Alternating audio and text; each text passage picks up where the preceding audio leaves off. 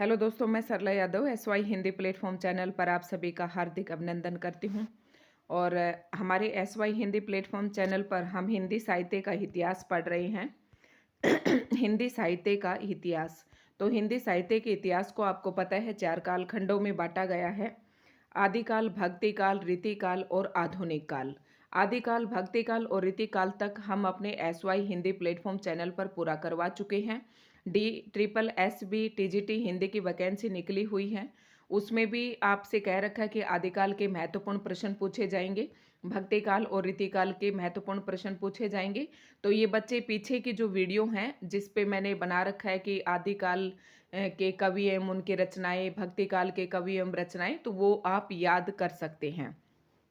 और आज की इस वीडियो में हम जैसे कि आदिकाल, भक्तिकाल और रीतिकाल तक हमारा कंप्लीट हो चुका है। और आधुनिक काल को अगर हम कविता के विकास क्रम की दृष्टि से अगर बांटते हैं तो सबसे पहले भारतेंदु युग होता है, और फिर उसके बाद द्विवेदी युग आ जाता है। फिर तीसरे नंबर पर आपका छायावादी युग, फिर प्रगतिवाद, प्रयोगवाद, और फिर नया गीत। इस तरीके से 6-7 भागों में बांटा गया है।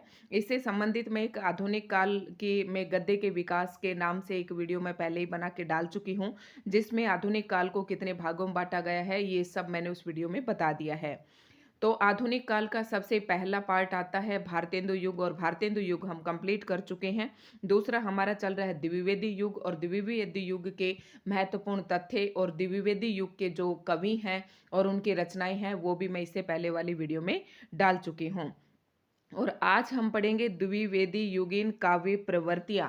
ये टॉपिक इम्पोर्टेंट रहने वाला है MA BA वालों के, जहाँ पर भी हिंदी साहित्य आता है उनके लिए महत्वपूर्ण रहने वाला है। और साथ ही साथ जो असिस्टेंट प्रोफेसर की अभी वैकेंसियाँ आने वाली हैं जिसमें कि सब्जेक्टिव पेपर होता है, तो उसके लिए भी वीडियो महत्वपूर्ण रहने वाली है। और जहाँ पर भी हिंदी साहित्य पूछा जाता है वहाँ हर एक परीक्षा के दृष्टिकोण से ये वीडियो महत्वपूर्ण है। तो द्विवेदी युग की प्रमुख काव्य प्रवृत्तियां इस प्रकार से हैं। राष्ट्रीयता की भावना, जैसे कि हम पढ़ रहे थे कि भारतेंदु युग में क्या था कि नए नए विषयों की तरफ जो कवि थे उनका ध्यान आकृष्ट हो रहा था, भक्ति भावना भी थी, ब्रज भाषा का प्रयोग भी हो रहा था। लेकिन द्विवेदी युग में क्या था, एक शुद्ध एवं परिनिष्ठित भाषा का, हिंदी भाषा का प्रयोग किया जाने लगा। सरस्वती पत्रिका ने इसमें महत्वपूर्ण योगदान दिया। तो इसमें हम पढ़ेंगे द्विवेदी युग में जो कविताओं की रचना हो रही थी या जो काव्य रचित हो रहा था उसकी प्रमुख प्रवृत्तियां क्या थी, मतलब उन कवियों का झुकाव किसकी तरफ था। तो ये प्रमुख प्रवृत्तियां कह लो या विशेषताएं कह लो, एक ही बात है। तो सबसे पहला पॉइंट है राष्ट्रीयता की भावना। यानी कि द्विवेदी युग में जो काव्य प्रवृत्तियां लिखी, जो काव्य था, जो काव्य रचित हो रहा था वो देश प्रेम की भावना से भरा हुआ था। उनमें राष्ट्रीयता के स्वर मुखरित हो रहा था। देश प्रेम के गुणगान किया गया था, हमारे भारत के अतीत के गौरव का भी गुणगान, और स्वदेश स्वाभिमान का भी अभिव्यक्ति हुई है। ये थी द्विवेदी युग की। हम बहुत ही शॉर्ट में, जैसे कि आपके 10 या 15 नंबर में या 20 नंबर में लिखने के लिए आपका आता है तो उसके लिए महत्वपूर्ण है। और जिनका पेपर ऑब्जेक्टिव है उनको इन पॉइंटों का भी ध्यान होना चाहिए। ठीक है। तो राष्ट्रीयता की भावना से ओतप्रोत काव्य रचनाएं हो रही थी, जैसे कि देश प्रेम की भावना, अतीत का गौरव और स्वदेशाभिमान की अभिव्यक्ति हुई है। दूसरा पॉइंट क्या था, इति वर्तात्मकता।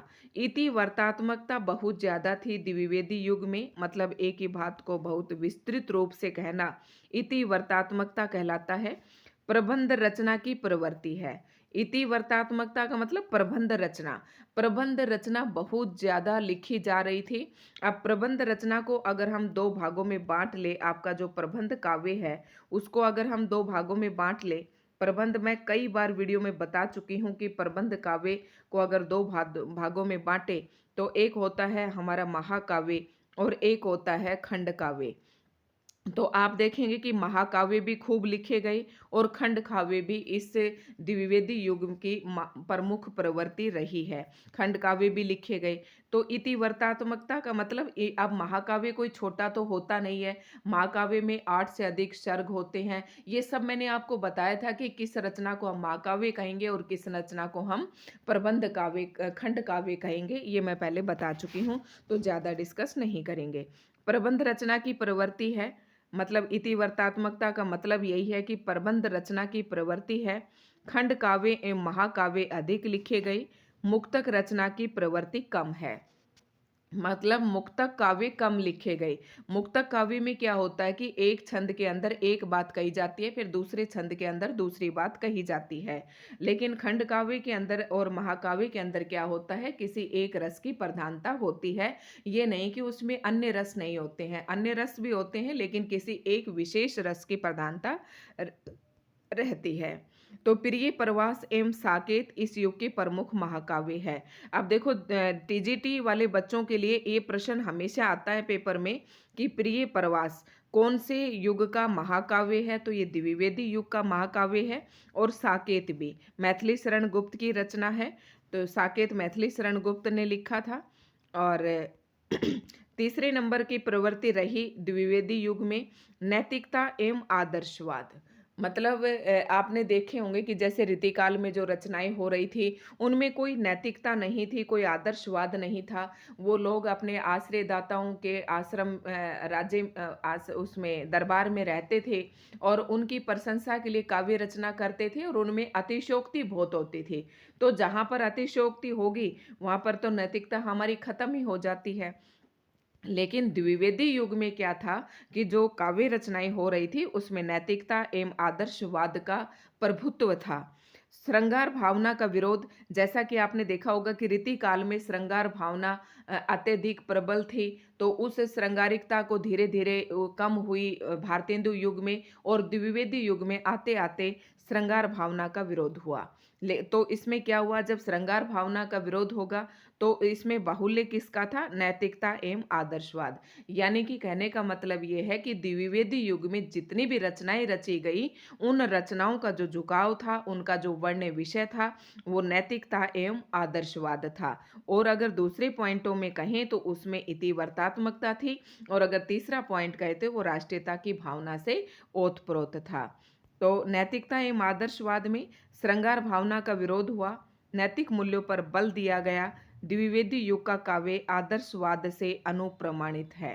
ठीक है, ये आप इसमें लिख सकते हैं। और नेक्स्ट है प्रकृति चित्रण। जैसा कि श्रीधर पाठक प्रकृति चित्रण, यानी कि द्विवेदी युग के जो कवि थे उनके काव्य की जो प्रवृत्तियां थी, राष्ट्रीयता की भावना भी थी, इतिवर्तात्मकता भी थी, नैतिकता एवं आदर्शवाद भी थी। लेकिन उसके साथ साथ ये नहीं कि उन्होंने प्रकृति का चित्रण नहीं किया, प्रकृति चित्रण भी अपने रचनाओं में किया। और प्रकृति चित्रण करने वाले जो कवि हैं वो श्रीधर पाठक है, रामनरेश त्रिपाठी जैसे कवियों ने प्रकृति के रम्य रूप का चित्रण अपनी रचनाओं में किया है। तो जब मैंने आपको द्विवेदी युग के कुछ महत्वपूर्ण तथ्य बताए थे, तो वहाँ पर श्रीधर पाठक की एक कश्मीर सुषमा के नाम से एक रचना है, कश्मीर सुषमा, जिन्होंने इन्होंने सुषमा प्रकृति का चित्रण किया है। तो उसकी कोई भी आप वहाँ से दो पंक्तियाँ उठाकर यहाँ पर आप लिख सकते हैं। जिसने मेरी सारी वीडियो देखी हैं वो अच्छी तरह से समझ जाएंगे। नेक्स्ट प्रवृत्ति है द्विवेदी युग की सामाजिक समस्याओं का चित्रण। मतलब उस समय क्या था कि आपको हमने बताया कि 1850 से लेकर और ईस्वी जो 1900 ईस्वी तक का जो कालखंड था ये भारतेंदु युग था, और 1900 से लेकर 1918 तक का जो युग था वो हमारा द्विवेदी युग था। ठीक है, द्विवेदी युग था। तो इस कालखंड के अंदर अगर हम देखें तो हमारा देश गुलाम था, 1947 में आज़ाद हुआ है। तो इस समय अनेक प्रकार के स्वतंत्रता से संबंधित आंदोलन भी चल रहे थे। तो काव्य के अंदर राष्ट्रीयता की भावना आना जरूरी था। अनेक कवियों ने अपनी काव्य रचनाओं के माध्यम से लोगों को देशभक्ति के लिए प्रेरित किया, देश पर बलिदान देने के लिए प्रेरित किया, देश को आज़ाद कराने के लिए प्रेरित किया, अपनी आवाज़ उठाई। ठीक है, तो इन्होंने क्या किया अपनी रचनाओं के माध्यम से तो हमारा देश उस समय गुलाम था। मैं ये बता रही थी 1900 से 1918 का काल समय सीमा है द्विवेदी युग की। इस समय हमारा देश अंग्रेजों के गुलाम था। गुलाम होने के कारण देश में अनेक प्रकार की समस्याएं थी, अनेक सामाजिक समस्याएं थी, जैसे कि छुआछूत, दहेज प्रथा, बाल विवाह, नारी की दयनीय स्थिति को काव्य का विषय बनाया। मतलब इन समस्याओं की तरफ भी कवियों का विशेष ध्यान गया। जैसे कि आप देखेंगे साकेत जो है, उर्मिला के विरह का वर्णन है साकेत में। तो नारी की दयनीय स्थिति का भी, बाल विवाह पर भी इन्होंने, जैसे कि महाराणा प्रताप नारायण मिश्र की रचना है, ठीक है।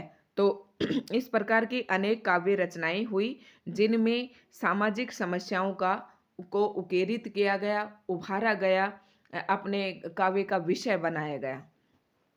अनुदित रचनाएं, द्विवेदी युग के अंतर्गत जो है अनुदित रचनाएं भी काफ़ी लिखी गई।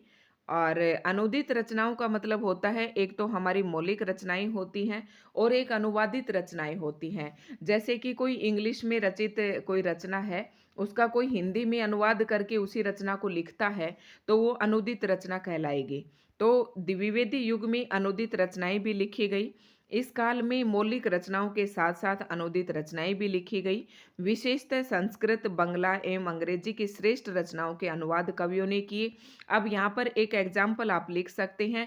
श्रीधर पाठक ने हर्मिट, जो श्रांत पथिक, एकांत ग्रामवासी, ये एड स्मिथ की जो रचनाएं थी उनका अनुवाद किया, 3-4 अनुवादों रचनाओं का। तो यहाँ पर आप एग्जाम्पल उसका दे सकते हैं, या मैं जो बोल के बता रही हूँ आप उसे लिख सकते हैं।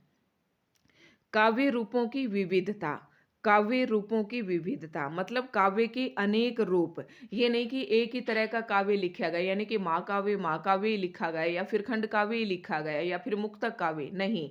एक एक और तो महाकाव्य लिखे गए, दूसरी ओर खंड काव्य लिखकर प्रबंध रचना की गई। और प्रबंध रचना प्रवृत्ति का परिचय दिया गया, और प्रगति प्रगीत मुक्तकों का भी प्रारंभ इस काल में हो गया था। नेक्स्ट पॉइंट है द्विवेदी युग का नंबर 8 पर, काव्य भाषा के रूप में खड़ी बोली का प्रयोग। आप देख रहे होंगे कि रीति काल तक किसकी प्रधान थी? रीति काल तक ब्रज भाषा की प्रधानता थी। उसके बाद आधुनिक काल भारतेंदु युग के अंदर देखें तो उसमें भी आधे से ज़्यादा रचनाएं, लगभग आधी रचनाएं ब्रज भाषा में हो रही थी और कुछ रचनाएं खड़ी बोली में हो रही थी। लेकिन द्विवेदी युग के अंतर्गत काव्य भाषा के रूप में खड़ी बोली का प्रयोग किया जाने लगा। द्विवेदी युग में खड़ी बोली हिंदी का प्रयोग ब्रज भाषा के स्थान पर काव्य भाषा के रूप में प्रयोग किया गया। छंदों की विविधता, देखो द्विवेदी युग के अंतर्गत एक ही छंद का प्रयोग नहीं किया गया, बल्कि अनेक प्रकार के कवियों ने अपने रचनाओं में अनेक प्रकार के छंदों का प्रयोग किया। काव्य में प्राचीन छंद दोहा, चौपाई, रोला, सवैया, कुंडलियां के साथ साथ संस्कृत वर्ण व्रतों, हरिगीतिका, उपेंद्र व्रजा, इंद्र व्रजा, शार्दूल, विक्रीडित, ताटंक आदि का प्रयोग भी किया गया। मतलब ये कुछ ऐसे छंद हैं जो द्विवेदी युग में के कवियों द्वारा अपने काव्य रचनाओं में प्रयोग किए गए। तो हम कह सकते हैं कि छंदों की विविधता थी, काव्य भाषा के रूप में खड़ी बोली का प्रयोग किया जा रहा था, ठीक है। और छंदों की विविधता, ठीक है। नेक्स्ट पॉइंट है, कोई ज़्यादा इसकी वो नहीं है, एक हम इकट्ठी भी करवा देंगे। आधुनिक काल की जो प्रवृत्तियां हैं वो हम एक ही वीडियो में इकट्ठे भी करवा देंगे, जो जिसमें आपके द्विवेदी युग की विशेषता भी आ जाएंगी और भारतेंदु युग और छायावाद सभी की आ जाएंगी। लेकिन एक एक वीडियो में हम इस हर एक युग की अलग अलग वीडियो भी डाल देंगे प्रवृत्तियों पर, ठीक है। तो द्विवेदी युग का महत्व क्या है? हिंदी कवियों को प्राचीन रूढ़िबद्धता से पृथक करने में इस युग के कवियों का विशेष योगदान है। क्या कह रहा है? हिंदी कविता को प्राचीन रूढ़िबद्धता से, यानी कि प्राचीन समय से जो रूढ़िबद्धता चली आ रही थी, कवियों ने उस रूढ़िवादिता को छोड़ा और नए नए विषयों को अपने काव्य रचनाओं का आधार बनाया। और यही इनका महत्वपूर्ण इस युग के कवियों का विशेष योगदान था कि रूढ़िबद्धता से अलग होना। काव्य भाषा के रूप में खड़ी बोली हिंदी को प्रतिष्ठित किया गया। द्विवेदी युग का महत्व नंबर 1 आप क्या बता सकते हैं? रूढ़िबद्धता से पृथकता, यानी कि रूढ़िवादिता को इन्होंने बिल्कुल छोड़ दिया। दूसरा क्या था कि खड़ी बोली हिंदी को प्रतिष्ठित किया गया। अपने काव्य रचनाओं का कौन सी भाषा में करने लगे? खड़ी बोली हिंदी में आपने इन्होंने काव्य रचनाएँ की। नंबर 2, विशेष रूप से ये द्विवेदी युग में इस महत्व है। और गद्य क्षेत्र में भाषा का परिष्कार उसे व्याकरण सम्मत बनाया गया।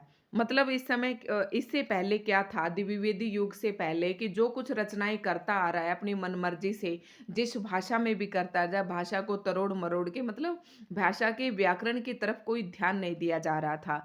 लेकिन द्विवेदी युग में हिंदी, खड़ी बोली हिंदी के व्याकरण की तरफ भी काफ़ी ध्यान दिया गया, भाषा को शुद्ध रूप से लिखने पर भी काफ़ी ध्यान दिया गया।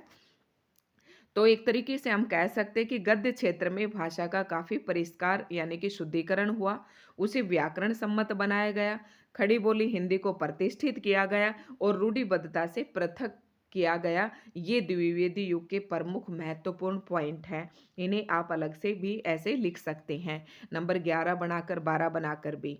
हिंदी कविता को श्रृंगारिकता से राष्ट्रीयता, देखो आप देख रहे हैं कि श्रृंगारिकता, रीतिकाल में श्रृंगारिकता का बोलबाला था। भारतेंदु युग में भी श्रृंगारिक नायिका भेद से संबंधित रचनाएं हुई हैं। तो अब क्या हुआ, द्विवेदी युग में श्रृंगारिकता का स्थान राष्ट्रीयता ने लिया और जड़ता से प्रगति। जड़ होता है मतलब, आप, मैंने जब रीतिकाल की प्रवृत्तियां पढ़ाई थी तो आपको बताया था कि उन्होंने कोई नए मौलिक सिद्धांतों का कोई प्रयोग किया ही नहीं, कोई खोज की ही नहीं। ठीक है, इन्होंने क्या किया द्विवेदी युग के अंतर्गत, मतलब जो जड़ता पीछे से काव्य के अंदर आ रही थी उसको प्रगतिशील बनाया, यानी कि नए नए छंदों का प्रयोग किया गया, नए नए विषयों का प्रयोग इन्होंने किया अपने काव्य रचनाओं में, वर्ण विषय भी अलग अलग लिए। तो ये कह सकते हैं कि जड़ता से प्रगति, श्रृंगारिकता से राष्ट्रीयता और रूढ़िवादिता से स्वच्छंदता की ओर ले जाने में इन कवियों का महत्वपूर्ण योगदान रहा। द्विवेदी युग की महती उपलब्धि है मैथिली शरण गुप्त कृत साकेत महाकाव्य और अयोध्या सिंह उपाध्याय हरियोध कृत प्रिय प्रवास नामक महाकाव्य। ये दो महाकाव्य है, मुख्य रूप से द्विवेदी युग के और खूब पूछे जाते हैं। ब्रज भाषा के सुकवि बाबू जगन्नाथ दास रत्नाकर का उद्धव शतक भी इस युग की एक महत्वपूर्ण काव्य कृति माना जाता है। तो रत्नाकर ने क्या लिखा, उद्धव शतक लिखा। साकेत किसका था, मैथिली शरण गुप्त का। और प्रिय प्रवास किसका है, अयोध्या सिंह उपाध्याय हरियोध का। तो ये थी कुछ द्विवेदी युग की काव्य प्रवृत्तियां जो कि आपके सब्जेक्टिव एग्जाम के लिहाज से ये महत्वपूर्ण है और बड़ी ही अच्छे तरीके से, बहुत ही शॉर्ट रूप में मैंने यहाँ पर आपको समझाने की कोशिश की है। दोस्तों, आपको हमारी वीडियो कैसी लगी? अगर अच्छी लगी तो लाइक एंड शेयर करें, चैनल पर नए हैं तो चैनल को सब्सक्राइब करें। जो एमए वाले स्टूडेंट हैं उनके लिए भी यहाँ पर आपका जो हिंदी साहित्य है आपके सिलेबस के अकॉर्डिंग यहाँ करवाया जाता है, आप देख सकते हैं।